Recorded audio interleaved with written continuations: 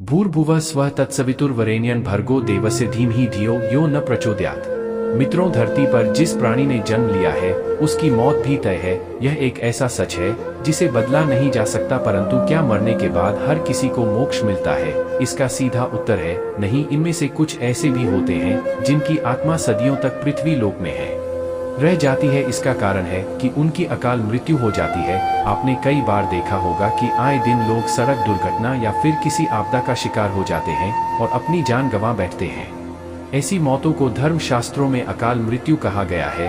अकाल मृत्यु वह स्थिति है जब शरीर तो नष्ट हो जाता है लेकिन आत्मा संसार में ही बनी रह जाती है। लेकिन सवाल यह उठता है कि आखिर ऐसा क्यों होता है? अकाल मृत्यु के पीछे क्या कारण होता है और उसके बाद आत्मा का क्या होता है? आज के इस प्रस्तुति में हम इसी के बारे में विस्तार से जानेंगे। इस प्रस्तुति में हम जानेंगे अकाल मृत्यु क्यों होती है, अकाल मृत्यु के बाद उस आत्मा का क्या होता है, अकाल मृत्यु कैसे होती है, अकाल मृत्यु से बचने का मंत्र क्या है, आत्महत्या को पाप माना गया है।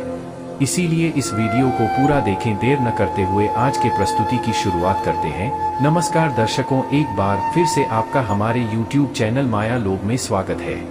मित्रों, साधारण मृत्यु के बारे में तो हम सभी जानते हैं और समझते हैं, लेकिन अकाल मृत्यु का विषय ऐसा है कि इसके बारे में कई बातें कही जाती है। गरुड़ पुराण के 7वें अध्याय में पक्षीराज गरुड़ के पूछने पर भगवान विष्णु कहते हैं कि अगर कोई प्राणी भूख से तड़प कर मर जाता है या किसी हिंसक जानवर द्वारा मृत्यु हो जाती है या फिर किसी जहरीला पदार्थ सेवन करने से या फिर पानी में डूबने से किसी मनुष्य की मौत हो जाती है तो ऐसे मनुष्य को अकाल मृत्यु के श्रेणी में रखा जाता है। फिर पक्षीराज गरुड़ पूछते हैं कि हे नारायण, अकाल मृत्यु क्यों होती है? कृपया मुझे विस्तार से बताइए। तब भगवान विष्णु कहते हैं पक्षीराज, अकाल मृत्यु किसी भी कारण से हो सकती है, फिर चाहे वह किसी रोग के कारण हो, यह दुर्घटना के कारण। ऐसे में मनुष्य अक्सर यही सोचता है कि काश यह उनके साथ नहीं हुआ होता तो शायद उनकी मृत्यु नहीं होती। परंतु अकाल मृत्यु का कारण अनेक जन्मों में किए गए दुष्कर्म को बताया गया है।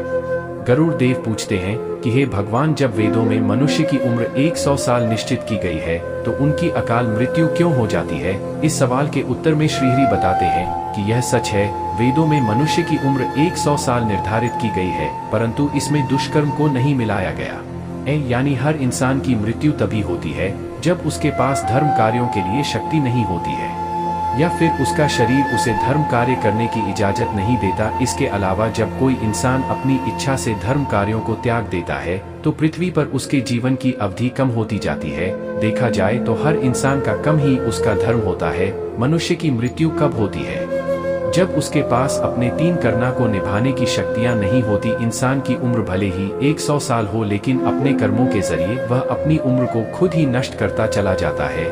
वेदों का ज्ञान न होने से मनुष्य जान ही नहीं पाता कि वह कब को कम करता जाता है। इसलिए ये हर मनुष्य को धर्म और धर्म के बारे में अवश्य जानना चाहिए। आगे पक्षीराज गरुड़ पूछते हैं कि ही नारायण, अकाल मृत्यु के बाद आत्मा का क्या होता है? तब श्री हरि बताते हैं कि मनुष्य के जीवन के साथ चक्र निश्चित है।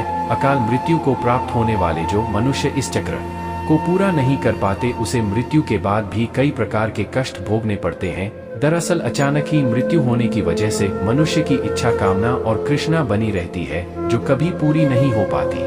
ऐसे में शरीर तो नष्ट हो जाता है लेकिन आत्मा का मोह नहीं छूटता। इस स्थिति में अकाल मृत्यु वाली आत्माएं अपने परिजनों या जीवित लोगों को कष्ट पहुंचाते हैं और अपनी मनोकामनाएं पूरी करने का भी प्रयास करती हैं। यह आत्माएं नाइट्रेट और पिशाच योनि में कई वर्षों तक यहीं भटकती है।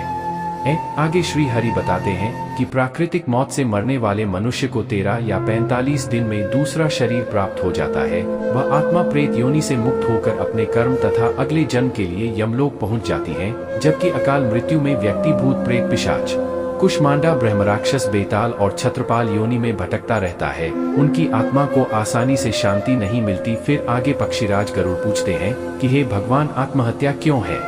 तब श्री हरि बताते हैं कि अकाल मृत्यु में आत्महत्या को सबसे निचले दर्जे पर रखा जाता है। आत्महत्या करना सबसे बड़ा पाप है। ग्रंथों की दृष्टि से यह एक घिनौना कृत्य है। आत्महत्या ईश्वर का निरादर और अपमान है। आत्महत्या करने वाले मनुष्य की आत्मा पृथ्वी ले पर तब तक भटकती रहती है जब तक कि वह प्रकृति द्वारा निर्धारित अपने जीवन चक्र को पूरा नहीं कर लेती। ऐसी आत्मा को न तो नरक लोक में जगह मिलती है और न ही स्वर्ग लोक में। आत्मा को मरने के बाद भी सबसे कष्टदायक स्थिति से गुजरना पड़ता है।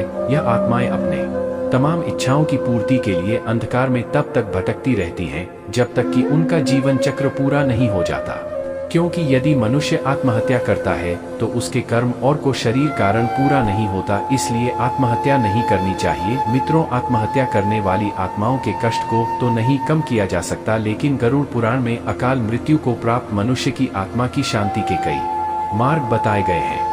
गरुड़ देव पूछते हैं कि हे त्रिलोकीनाथ, अकाल मृत्यु वाली आत्माओं की शांति के लिए उनके परिजनों को क्या करना चाहिए? तब भगवान विष्णु बताते हैं कि अकाल मृत्यु प्राप्त मनुष्य के परिजनों को नदी या तालाब में तर्पण करना चाहिए। साथ ही मृत आत्मा की इच्छा की पूर्ति के लिए पिंडदान और दान पुण्य जैसे सत्कर्म करनी चाहिए ताकि उनकी आत्मा को जल्द ही मुक्ति मिल सके। यह सत्कर्म कम से कम 3 से 4 वर्षों तक करना चाहिए, तब जाकर कहीं अकाल मृत आत्मा को मुक्ति मिल पाती है और उनके नए जीवन की शुरुआत होती है। मित्रों, अकाल मृत्यु से बचने के लिए हमें अच्छे कर्म करने चाहिए और दान पुण्य एवं भगवान की प्रार्थना करनी चाहिए, क्योंकि प्रार्थना में भाग्य को बदल देने की शक्ति होती है।